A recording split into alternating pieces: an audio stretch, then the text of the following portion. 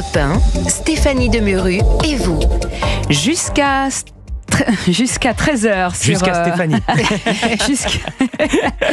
Voilà, on m'a savonné la piste. Stéphanie Demuru et vous, je récapitule. C'est tous les jours du lundi au vendredi de 11h à 13h. Et un nouvel invité avec vous, Stéphanie, et une nouvelle thématique. Oui, Michel Ruemy, économiste. On va parler avec lui de ces 40 milliards d'économies que François Bayrou recherche désespérément.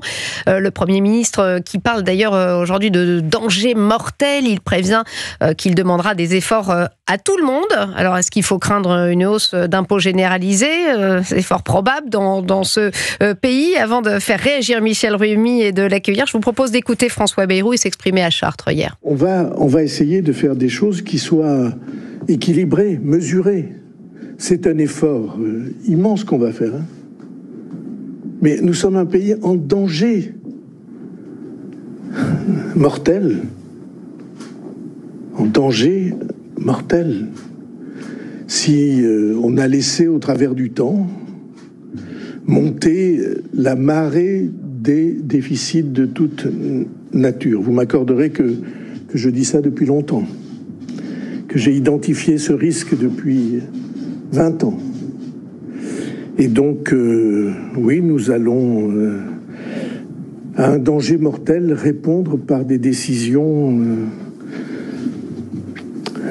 suffisamment fortes pour que tout le monde les entende. Ça va demander des efforts à tout le monde. Mais je ne ciblerai pas telle ou telle catégorie. Je veux que tout le monde participe à cet effort. Bon, le ton est assez mortel quand même de François Bayrou et également Michel Ruemy. Vous êtes avec nous. Bonjour. Bonjour Stéphanie. Vous êtes économiste, alors il y a beaucoup de choses dans ce qu'on vient d'entendre. Déjà sur ce diagnostic, alors il n'est pas nouveau ce diagnostic. On entendait François Fillon en son temps nous déclarer qu'il était à la tête d'un État en faillite. Là on est dans du danger mortel. Il a raison François Bayrou. C'est un discours alarmiste que François Bayrou assume, mais c'est aussi un discours exagéré. Moi, je dirais que la France n'est pas en faillite, mais plutôt en panne de courage politique, dans la mesure où les différents gouvernements successifs ont refusé de réformer à temps. Et donc, le vrai danger aujourd'hui, c'est pas le niveau de la dette, c'est l'incapacité chronique de l'État à se réformer sans brutaliser les plus vulnérables. Et donc c'est cela qu'il faut bien saisir, et on pourra toujours nous alarmer, mais tant qu'on n'aura pas ce courage politique, eh bien on restera toujours en danger mortel dans une certaine mesure. Bon, alors là il nous promet quand même ce qu'on va voir, François Bayrou, il nous dit en gros que tout le monde va participer, que les réponses seront à la hauteur. Clairement aujourd'hui, est-ce que tous les Français peuvent être inquiets par ces paroles ? Oui, en fait, l'idée c'est que aujourd'hui, et depuis quelques années, en fait, on racle sans réforme de dépenses structurelles. En fait, l'idée est que on racle et donc finalement on essaye de faire participer tout le monde et donc on peut être touché de plus ou moins, on va dire loin avec cette stratégie. Il faut bien voir que la France a des dépenses publiques parmi les plus élevées d'Europe, ça veut dire à peu près 60% du PIB, et que souvent, on va dire, les pistes sont déjà abordées. C'est les dépenses publiques, ce sont les subventions et les niches fiscales, c'est en même temps la réforme de la fonction publique. Simplement, ça demande du courage politique et notamment une capacité de négociation ici ou là avec les partenaires sociaux. Mais toutes ces réformes à mettre en place sont politiquement risquées, car elles risquent de toucher à des piliers du modèle social français, et là, c'est compliqué. Et oui, c'est ça. Alors, les consultations ont déjà débuté depuis la semaine dernière. François Bayrou rencontre les différents partis. C'est vrai que c'est compliqué parce qu'il y a des menaces de censure. On rappelle que le budget, les pistes en tout cas, vont être présentées le 15 juillet. On commence à y voir plus clair. Alors, c'est vrai qu'il y a des choses qui sont écartées, notamment les dons aux associations, a priori. On parle des niches fiscales sur les services et l'année blanche qui semblerait tenir la corde. Est-ce que pour vous, ça serait une bonne chose ? On rappelle que ça reviendrait à geler toutes les dépenses de l'État sans prendre en compte l'inflation. Ça devrait rapporter environ 20 milliards d'économies, sauf que la gauche et le RN n'en veulent pas. Michel Ruemy. Je dirais que c'est une fausse bonne idée, d'une certaine manière. Tout d'abord, ça ferait un marqueur fort, potentiellement explosif dans le débat. Oui. Mais c'est surtout, à mon sens, une vision, je dirais, de court terme, parce que cela va comprimer le pouvoir d'achat des ménages les plus modestes, et ça risque de ralentir l'activité économique au-delà des effets inégalitaires. Oui, puis c'est pas une réforme structurelle. Exactement, tout à fait. Et donc, en même temps, si tout le monde est touché, c'est politiquement risqué, parce que ça veut dire que ça touche les classes moyennes, les classes modestes, et puis également les retraités qui votent. Faut pas oublier aussi. Donc, à mon sens, dans le même temps, Michel Rumi, pardonnez-moi de vous couper, il y a une forme au moins d'égalité. Ça ne touche pas en particulier une catégorie de Français. Ça aurait ce mérite-là, peut-être. C'est vrai, ça touche, mais de façon, je dirais, plus importante les ménages les plus démunis et un peu moins les ménages les plus, on va dire, les plus fortunés. Donc c'est cela. C'est vrai que ça touche tout le monde, mais la grande difficulté, les plus modestes sont plus en besoin, on va dire, je dirais, des allocations qui sont réactualisées que les personnes les plus fortunées qui peuvent éventuellement réduire, entre guillemets, leurs dépenses. Donc c'est là où, certes, tout le monde va contribuer, mais avec des effets qui risquent d'être plus marqués, on va dire, pour les catégories les plus démunies. Oui, sans compter que, on le disait, le RN et la gauche n'en veulent pas, donc c'est un risque de censure. Est-ce qu'il sautera ce pas, François Bayrou? Est-ce qu'il se prendra ce risque? Je dirais que soit il peut, mais la question c'est derrière. La question qui va se poser, c'est il peut le faire, mais il pourra dire après, sortir par le haut, de dire j'ai tout tenté et c'est l'Assemblée qui n'a pas voulu.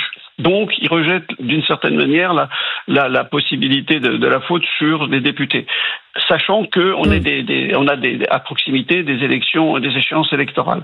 Donc c'est là que là va se jouer. Ou alors il va essayer d'avancer un peu plus et devoir négocier encore des alliances, mais c'est toujours que pour le budget de 2026 et ça va encore poser des problèmes pour le budget de 2027. Moi, ce qui me gêne dans l'année blanche, c'est qu'en fait, c'est une mesure temporaire qui risque de devenir une variable d'ajustement permanente à un moment donné. Et donc c'est ça qui peut comme souvent d'ailleurs, on se souvient de la CSG qui devait être temporaire et qui est toujours là. Alors faut-il craindre une hausse des impôts? Nos auditeurs répondent et on est en ligne avec Justine, c'est bien ça? Bonjour Justine. Bonjour, effectivement c'est ça. Bonjour, vous nous appelez d'où Justine? Des Ardennes. Des Ardennes, vous avez de la chance, belle région. Je crois qu'il fait meilleur aujourd'hui dans les Ardennes d'ailleurs. Oui, aujourd'hui il fait bon. C'est vrai qu'on a eu un peu de pluie, mais il en faut. Et aujourd'hui, c'est vrai, c'est estival, donc c'est parfait. Qu'est-ce que vous faites dans la vie, Justine? Alors, on travaille avec mon mari, on est artisan. Donc, on est plutôt bien placé justement en ce qui concerne la partie imposition, on va dire. Quel secteur?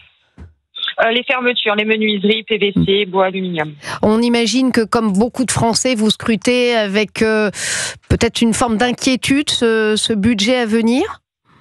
Oui, d'inquiétude et de dépit. Très honnêtement. De dépit. Voilà, nous, oui, tout à fait. On fait partie de la classe moyenne à proprement parler, et on est toujours ceux sur qui on tape le plus facilement. Et je pense justement parce que la classe comme la mienne, les travailleurs, on ne s'exprime pas forcément soit par la rue, soit par autre chose. Et il est toujours plus facile de taper sur les gens comme nous pour aller rechercher de l'argent à remettre dans les caisses. Clairement, vous craignez aujourd'hui une hausse des impôts d'une manière ou d'une autre, parce que parfois ces hausses sont un petit peu déguisées. Oui, tout à fait. Oui, je crains effectivement que le gouvernement Bayrou va passer par une hausse d'impôts. Je pense effectivement qu'elle sera déguisée, mais effectivement, je pense qu'on va partir par là, parce que le fond du problème au niveau budgétaire, pour ma part, et je n'ai rien d'économiste dans ma formation, mais je pense pas qu'il est forcément sur le taux d'impôt des Français qui est le premier en Europe. Je pense qu'il faut renverser la table et aller chercher les économies là où il faut aller les chercher. Et c'est-à-dire, je ne pense pas que, c'est-à-dire très honnêtement, il va falloir arrêter de donner des aides là où on n'en a pas besoin. Il va falloir aussi, je pense, les cabinets de conseil vraiment sur sur deux pôles totalement différents, tout ce qui est cabinet de conseil, tout ce qui est gestion des territoires régionaux. Il va falloir vraiment taper du poing sur la table. Mais M. Bayrou, sans vouloir le dénigrer, je ne pense pas qu'il aura le courage d'aller sur ces terrains-là, parce que qui dit remuer la table dit aussi ne pas être populaire, et je pense qu'il préférera ne pas être populaire aux yeux des Français qui travaillent plutôt qu'aux yeux soit des élites, soit des gens des classes populaires, Justine, qui auront facile à faire grève. On marque une petite pause, on vous retrouve pendant encore quelques minutes juste après la pub. Restez avec nous, Justine, ainsi que Michel Rumi, économiste, qui vous répondra au 16. 11h, 13h. Stéphanie Demuru sur Europe 1. Et on termine quand même avec ces économies, 40 milliards d'économies. François Bayrou est à la recherche désespérément de cette somme. Ça a l'air d'être compliqué. On en parlait avec Michel Rumi, économiste, qui est toujours avec nous. Et puis avec Justine, une auditrice qui nous appelait des Ardennes, qui est artisan et qui s'inquiète, Justine, de la hausse des impôts. Vous n'êtes vraiment pas sereine avec les arbitrages que va prendre François Bayrou, vous? Non, mais pas du tout, parce que vous voyez, la classe à laquelle je fais partie, on a déjà subi l'inflation. On a déjà du pouvoir d'achat en moins.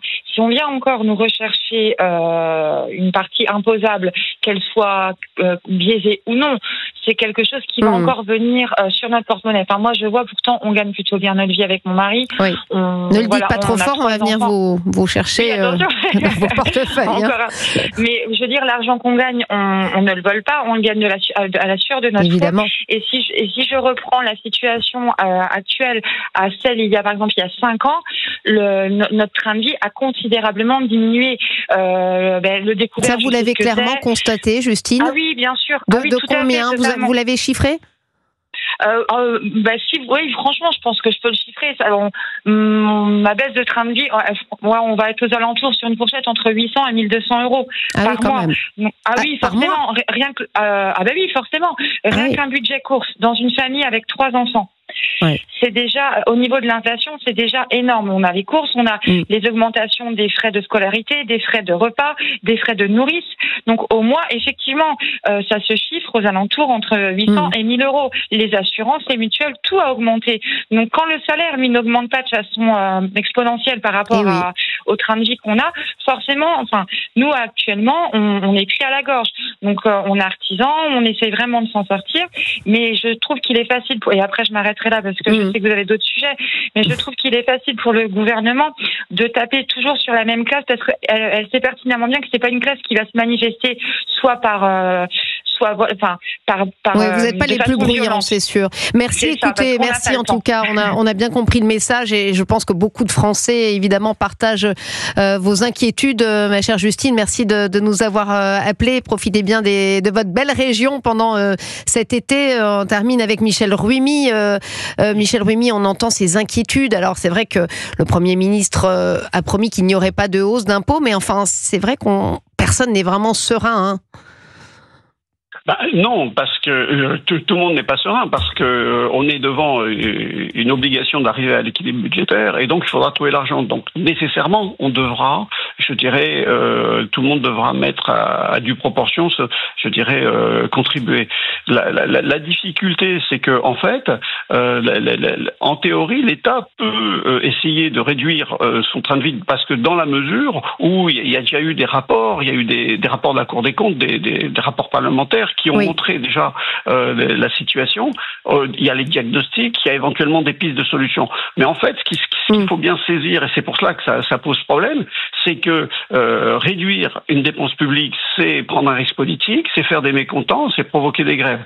Et donc, on préfère empiler des réformes. Mais aussi, en même temps, ce qu'il faut bien voir, c'est que l'État se retrouve aussi dans beaucoup comme un petit ménage, on va dire, comme avec des dépenses contraintes, que ça soit la retraite, que ça soit les dettes, les salaires des fonctionnaires, la santé. Donc, la dépense publique, la moitié d'ailleurs du budget de l'État. Tout à fait. Et donc, elle est bloquée là-dessus. Et donc, en fait, en même temps, ce qu'il faut bien voir, c'est que les hommes politiques ont un horizon à 5 ans, on pense à 5 ans et rarement à 15 ans. Et donc, réduire le train de vie de l'État, c'est quelque chose d'impopulaire et à court terme, mais mais il serait bien, on va dire, de le faire parce que c'est bénéfique à long terme. Donc c'est cela. Prendre son courage. À demain. Merci Michel Rumi d'avoir été avec nous sur Europe 1. Merci beaucoup. Merci, à bientôt. 11h-13h sur Europe 1. Stéphanie Demuru et vous.